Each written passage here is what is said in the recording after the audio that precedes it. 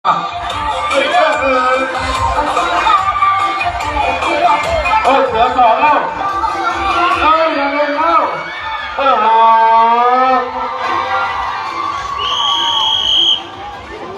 สีชมพูชนะครับเกมนี้ปรบมือหน่อยครับขอบคุณครับขอบคุณกำนันกระซังกระซังโจ้ครับผม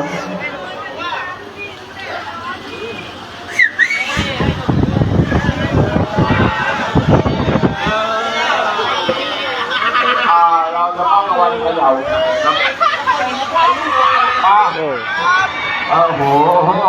โอ้โหน้ำไม่ทันแล้วเอาเป็นฝันจะเป็นน้ำเร็ว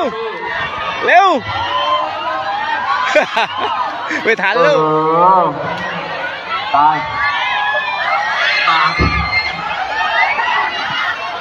กระยาวไข่รับด้วยกระยาวไข่จ้าครับก็โผล่อยู่แค่เอา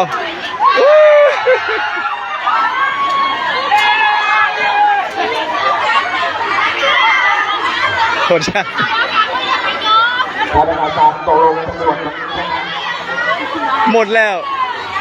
หมดแล้ว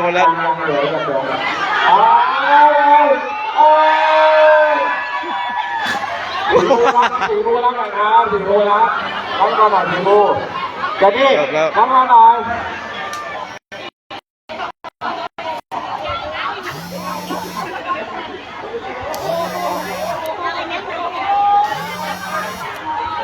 โอเคนะ